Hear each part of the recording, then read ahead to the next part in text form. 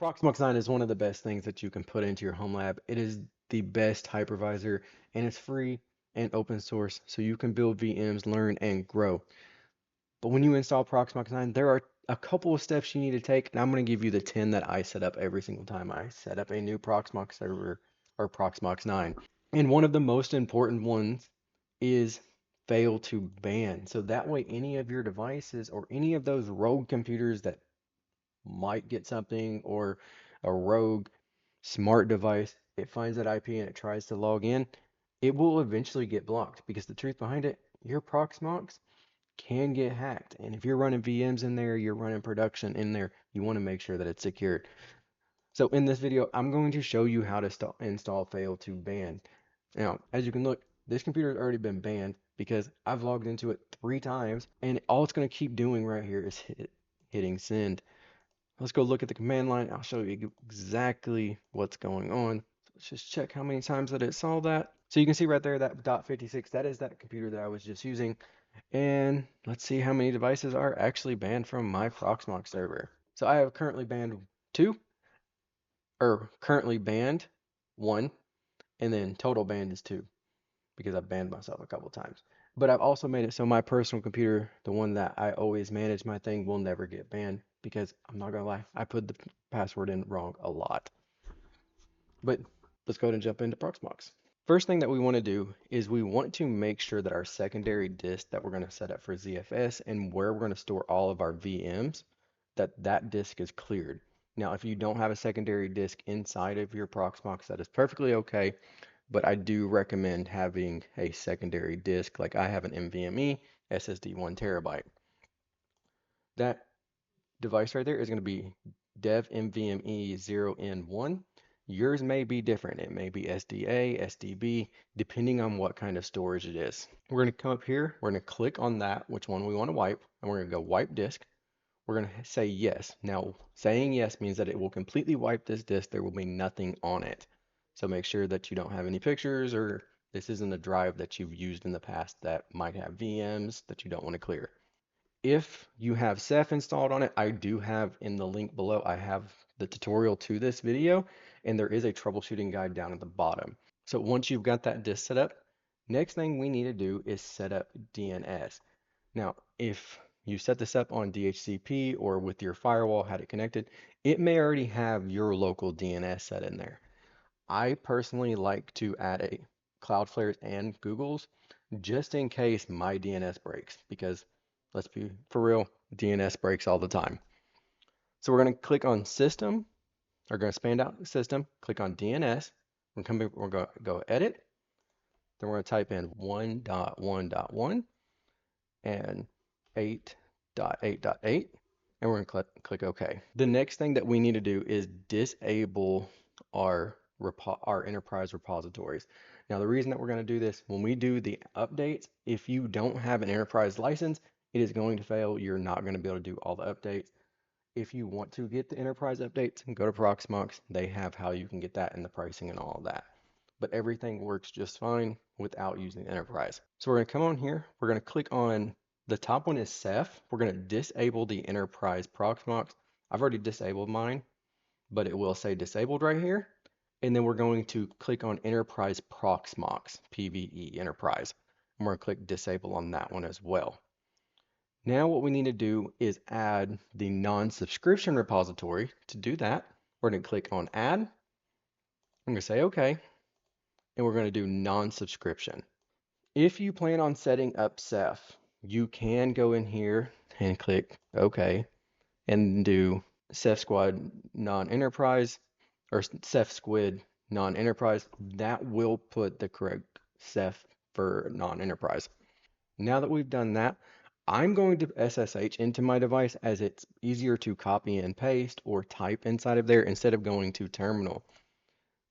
So I know the app IP of mine, so I'm just going to open up terminal by doing terminal, and I'm going to do SSH root at my IP address, and it will be your IP address. So that'll be the same IP that you are using to get to your Proxmox server. We're going to say yes right here, which is basically just accepting the fingerprint. And then we're going to type in our Proxmox log in. We're going to clear this out. First command that we want to run is apt update and an apt upgrade -y. And we're going to go ahead and press enter. The reason that we're doing Y is it won't prompt us down once it pulls everything and say, do you want to install this? It already knows that I want to install this. All of the commands in this video will be down in the description below when you go to my website. And while you're down there, go ahead and smash that subscribe button, as it does help me out a little bit. And it's completely free. And we are going to continue to keep building our home lab the right way. So that way you're good to go. This will take a few minutes and I'll see you when it's done. Once that is completed, it's going to come back to root at your node. So mine is PVE 0. We're going to go ahead and type in reboot because we do need to do a reboot real quick. And it's going to say that your client loop send disconnect. So what I like to do is I'm going to clear this out so y'all can see up at the top. I'm going to do a ping the IP address 10.100.1.20 --t. And the reason I'm doing this is a continuous ping. So it will sit there and say the device is unreachable, which lets me know that it's not up yet. But once it comes up, I'll start to get a reply. So let's just wait for that reply. It shouldn't take too long if you're running on SSD. If you're running on a spindle drive, it may take longer. But also if you're running on a spindle drive, you may want to upgrade that, as SSDs still aren't that expensive. And you can go and have faster uptimes or boot up faster and all those different things. Okay, so now that we see that it is replying, we're going to get bytes 32 time, all of those different things. We can hit Control C, clear that back out. We're going to do SSH root at our IP address. We're going to put in that password. It's not going to ask for that fingerprint again because it's already got that. Next thing that we want to do is see which PVE version we are running. So we're going to just put this in. This is going to tell us our PVE, the username, and how much space we got. So we've got PVE Manager 9.2 or 9.2.10. Yours may be different. It also says which kernel we're running. I've got a total of 16 gigs in here, and I've got 13 free, and then swap is 7, all those good things. So as long as you got at least 16 gigs, you should be good. We're going to set this up on 16 gigs. If you've got more, that is okay. It'll be even better. So let's go ahead and set up IOMMU, which what IOMMU is so that you can pass through physical disk or pass through USBs, network cards, graphics cards, all of those things directly into your VM. We're going to check which bootloader we have because Proxmox does have two. If it returns that you do have a file, like mine is going to return, says grub use update grub, that means we are good and follow these directions. I do have how to do it if yours does not say update grub on my website. Next thing we're going to do is we're going to do nano /etc /default /grub. We are going to come right down here where it says grub command line or grub command line Linux default quiet.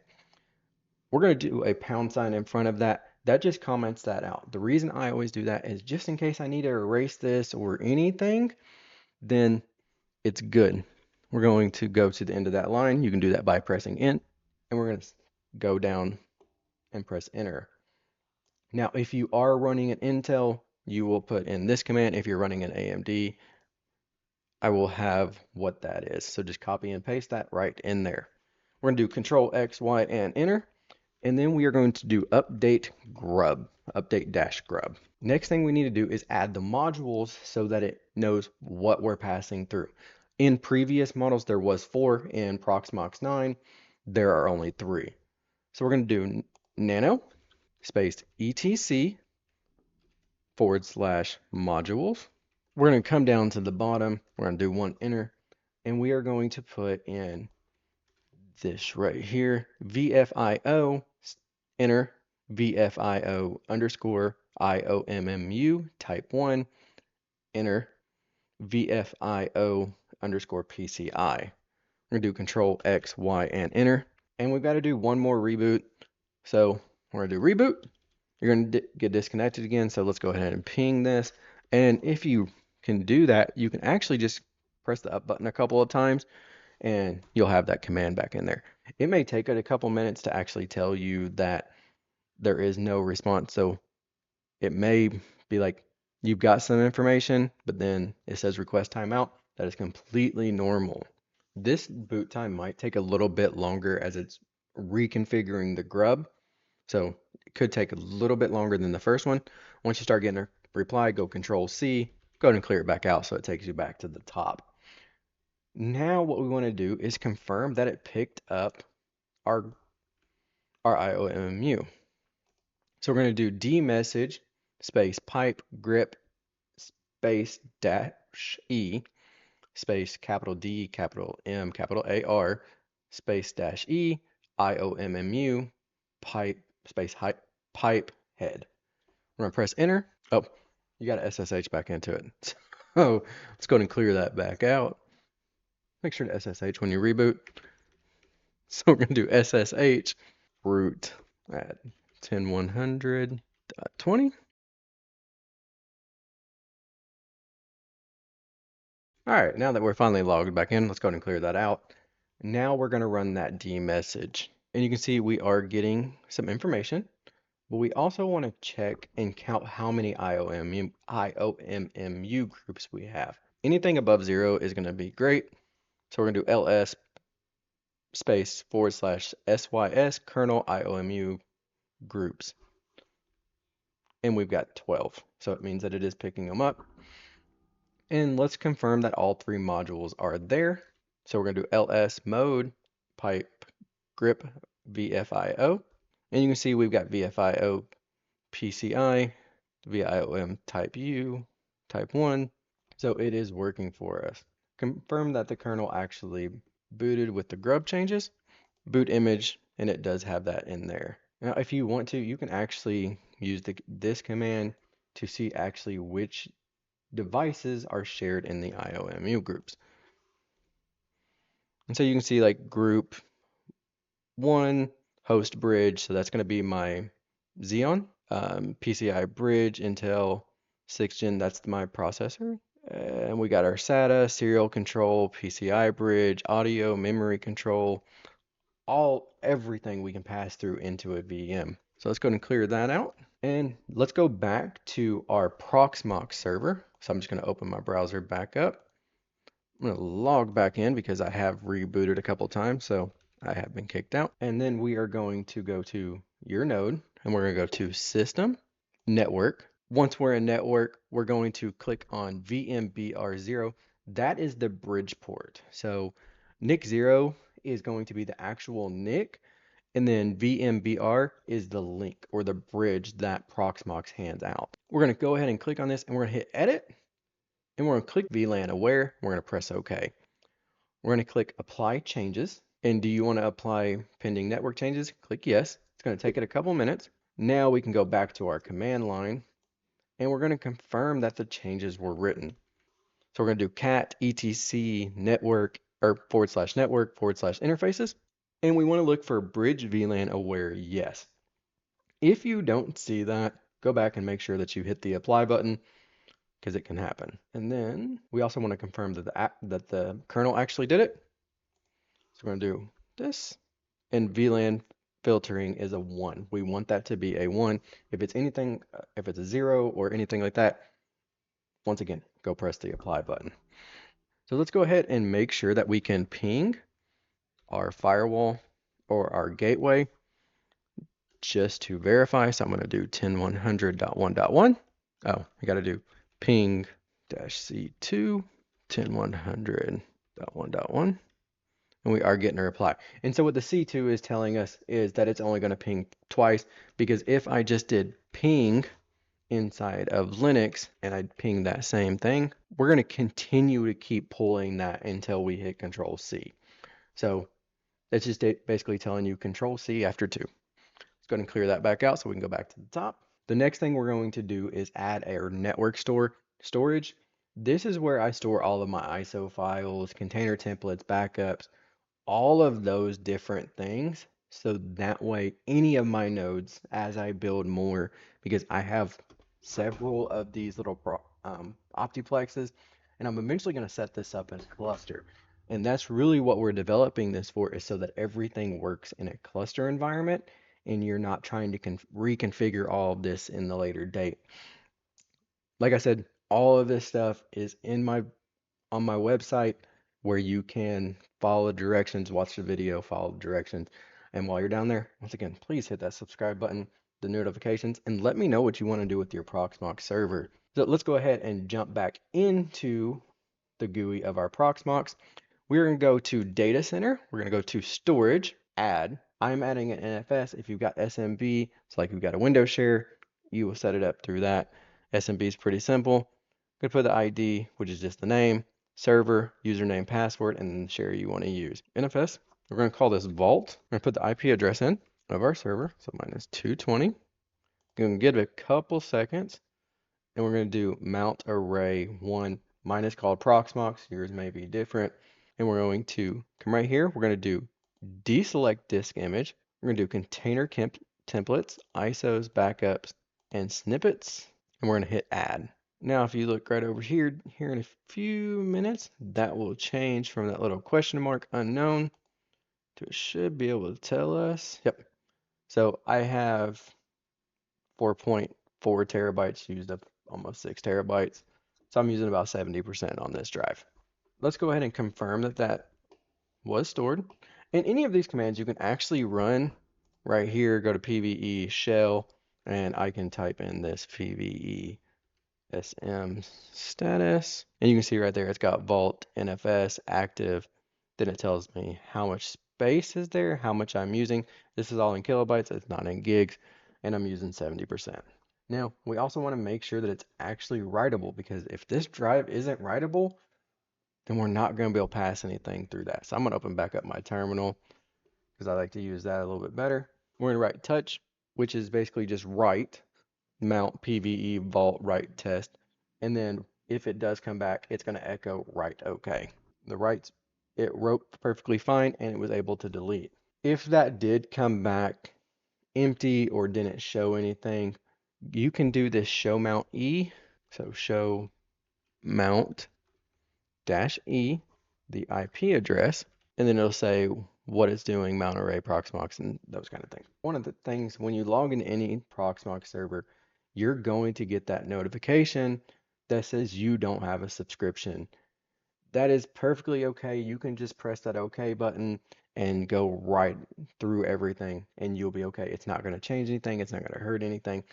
But let's be for real. When we jump into our Proxmox, we don't want to hit OK. So I'm going to show you how to remove that pop-up. This way seems to work the best that I have found, especially in Proxmox 9, because they have changed a little bit of stuff. So this is going to be a long one. Once again, go to my website, copy all of this so that way you don't have to type this out, because that is a long thing to type. So we're going to go ahead and press enter. And what this is doing is this is making a backup of the Proxmox widget tool, which holds all of the backups, or holds the enterprise that you don't have a subscription. This fix is also not going to be permanent, because anytime that Proxmox does make a change, you may have to update this, and it may, you go in, you do apt update or full upgrade, then it is going to possibly notify you that, hey, you don't have a subscription. Go back through this. This should work for now. We're going to just confirm that that backup is good, so we do have a second copy of it, just in case we want to roll back. And it says backup good. Now, what we need to do is we need to locate what is saying non-valid subscription and where that is at. So we're going to do this grep command right here. And what grep does is it searches through user shared JavaScript Proxmox widget toolkit for non-valid sub. And you can see right here on line 624, it says that that is active. We need to change that. So this res data status 2 lowercase equals active.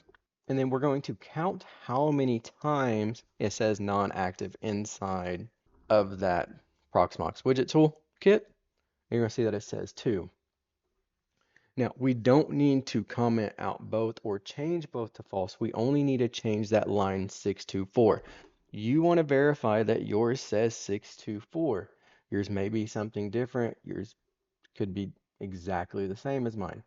But just verify that it does say 624. And so you can see that it's going to say 624 res data status, lowercase, goes active. We are going to change that active to false. We're going to press enter. It's going to just go straight to the next line. It's not going to say it's okay. It's not going to do anything. But now we're going to run that same grep command to see how many times it says that non-subscription, or how many times it says active. And now it just says 1. And we need to restart the web page or the proxy. So we're going to do systemctl restart PVE proxy. We're going to press enter. We're going to go back to our PVE node, and we're going to do Control Shift R. What that does is a hard reset, and it clears all of the cache from there. And we're going to log out. We're going to do it one more time, Control Shift R, just to make sure that we're fully refreshed. We're going to put in our root password, and as you can see, we have no more nag. If you want to undo it, you can run this command right here, which I do have on my website. That would completely remove that, or just reinstall the package, which is apt reinstall Proxmox widget toolkit. Now, the next thing that we need to do, we want to set up ZFS. And the reason that we want to set up ZFS is so that we can put our VMs on to that instead of putting them right here on LVM. So if you only have one drive inside of your Proxmox server, you're going to have local. Can't really do much. Or this is local and LVM. That's going to be where you can put your ISOs or your containers and your VMs. All of that you can put there, but it's going to use that storage. I don't like to personally use that. I like to have that as kind of my extra, just in case. If you want to, absolutely use it, but I want to set up a ZFS. So to do that, we're going to go to PVE0, go to ZFS, and we're going to click on Create ZFS. Now, the big thing with this is we are setting this up so in the future we can put this into a cluster. With a cluster, when you want to migrate a VM from one device to another device, it needs to have the same name. So you couldn't do NVMe PV0 and then on your next Proxmox do NVMe PVE1, because when it goes to write that VM over to your other node, it's going to be like, where is PVE0 or where is NVMe PVE0, because you've got PVE1 on there. So we're going to call this VM data. Just remember what you called it. If you do not want to call it VM data, you don't have to, but I like that way of doing it because then I know exactly that it's my VM data. I'm going to click on this dev NVMe0 NVMe0N1. I'm going to leave, because I'm only using one disk, I'm only going to leave that as single disk, compression on, and A shift at 12, and we're going to do create. Now you can see that that has been created. But one of the other sides of ZFS is it is very RAM intensive. Now I only have 16 gigs in mine, and I don't want it to balloon up and take half of my RAM. So it can get up to 8 gigs, but we are going to make it so that it only goes to 2 gigs on 16, 4 gigs on 32, 8 gigs if you have 64. And on my website, I've got what the value in bytes are and all that. We'll open up our terminal back up, and we're gonna do echo option ZFS space ZFS underscore arc underscore max, and then we're going to put in the value in bytes to 2 gigs. Like I said, if you want to change this to 4 gigs, I've got that translation on my website. So we're going to press enter. It's not going to return anything. And then we are going to rebuild it. So to do that, we're going to do update dash init RMAFS space U space dash U space dash K all. Press enter. And it's going to tell you that it's updating, generating boot. And this may take a couple seconds. You may get this no etc kernel proxmox boot UID found skip escape sync. Don't worry about it. Now we need to do a reboot again. Sorry about all the reboots, y'all, but you got to do a reboot. Once again, it's lost it, so we're going to do ping. It'll still ping for a few minutes, and then it's going to say that there is no more data, or it can't reach it. So once my device comes back up, I'll come right back. Now that it's come back up, do Control C, clear it out so you can go back to the top. We're going to SSH back into our device, so it's going to be SSH root. Put in our password one more time, and we're going to do zpool status. And you can see that VM data on NVMe WD Blue 1 terabyte is online. Errors, no known data errors.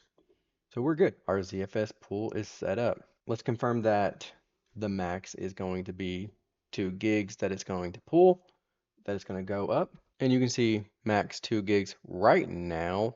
It is using 4.9 megabytes. That will build as you put things on there. Confirm that Proxmox sees it as actual storage, and you can see VM data ZFS pool active, how much space we've got, and we're using 0% of it. Now, final thing that we're going to do is make sure that our device is set up and secure. One of the worst things that can happen is your Proxmox server, something inside of your network gets into it, a rogue smart device, a rogue computer. You don't want it to get into your Proxmox server. So we're going to install fail to ban, which basically what that will do is anybody tries to log in more than 3 times with the wrong password, they are going to get blocked. So to do that, we're going to go in and do apt install fail to ban python 3 system d y. So fail to ban needs Python to install.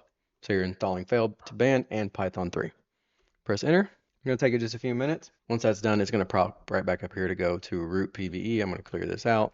You don't have to type in clear as many times as I do. I just like to bring it back to the top. I'm going to zoom in a little bit. And if you ever want to zoom in on your terminal, just hit Control and the plus button. Just a little tidbit. We're going to edit the fail to ban config. So it's going to be nano etc fail to ban filter.d proxmox config. Press enter, and we're going to paste in this. I'm going to do Control X, Y, and enter, and it's all good. Then we're going to set up the actual config, and I'll explain this once we get in here. So it's going to be nano etc fail to ban /jail.local. There's not going to be anything in here, and I have all of this on my website because this is a lot to type. We're going to paste this in there. Default ignore IP 127.0.0.1/8. This is the whole thing. Don't ask me why they used all of 127. You can't use it, but basically what that is that's loopback. That is your Proxmox server. Right here, we're going to go up to the top, and where it says your desktop IP or your laptop IP, we're going to clear this out. And what I want to do is put in my desktop IP, the one that I am always going to be working from inside of my network. I do not want to do 10.100.1/24. The reason I don't want to do a /24 is, in all honesty, your Proxmox server is sitting behind a firewall. The only thing that could get into your network or into your Proxmox server is going to be from inside of your internal LAN. Doing a /24 is going to say that everything inside of your network is good. So we don't want to do that. So I'm going to open up a command line on my Windows computer. So command prompt, bring that up, and I'm going to do IP config. I'm going to scroll up towards the top, and my device's IP is 10.100.1.31. I know that I do not want this device to be blocked. So I'm going to do that 10.100.1.31. I'm not going to add any other devices in there because this is the only device that I don't want to get blocked. Now, Proxmox, and we want it to be enabled and true.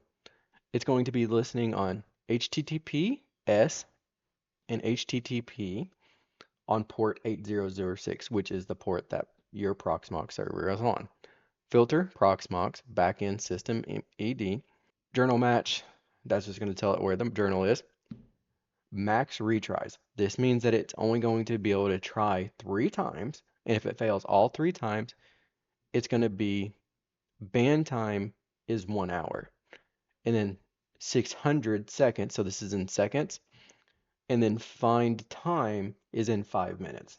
We're going to do Control X, Y, and Enter, and then we're going to start it and then make sure that it starts on boot up. So to do that, we're going to do System CTL enable fail ban, system restart, and system restart fail to ban. So we're enabling it, which means anytime that your Proxmox boots up, if you reboot it, it's automatically going to start fail to ban, and we're restarting it because fail to ban is already running. Press enter. It's going to say synchronize fail ban, and it's going to pop down to the bottom. Let's confirm that the status that is loaded.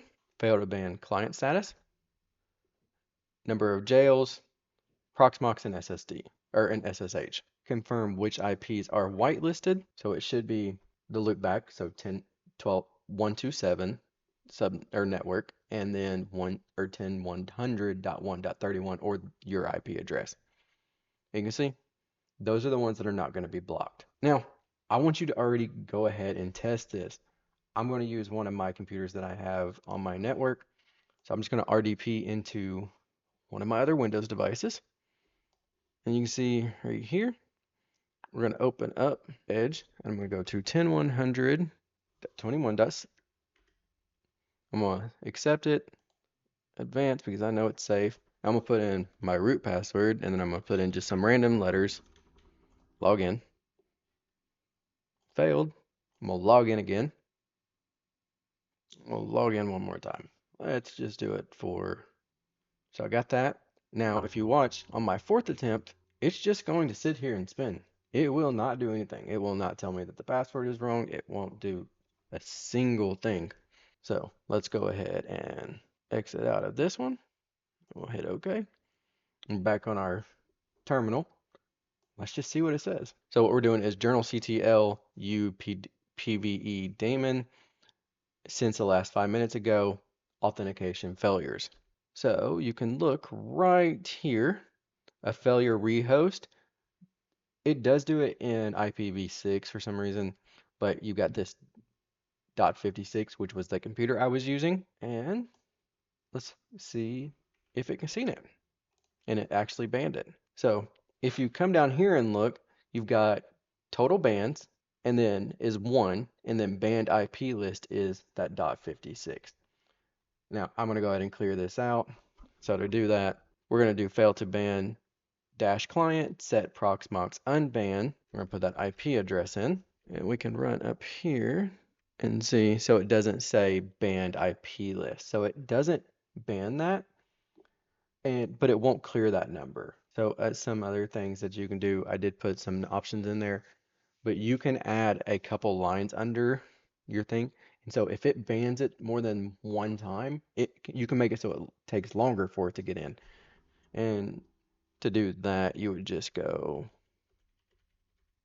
right here, and then under default, paste in this. So what that's going to do is it's going to ban the time even longer. I'm not going to put that in there because I don't really need to. So I'm just going to do Control X, and I'm going to do no, which will be good to go. Now you've got Proxmox set up, fail to ban set up, and your Proxmox server is completely secured. You don't have to worry about one of your rogue devices getting into it and starting to mess around and all of that. Proxmox is fully set up, fully updated, and ready to go. Get out there, start home labbing.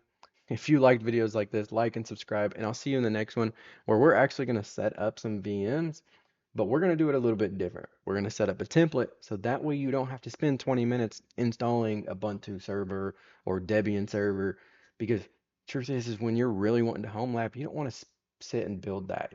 So we're going to set up a template. So I'll see you in the next video. Get out there, home lab, and enjoy home labbing and keep on learning.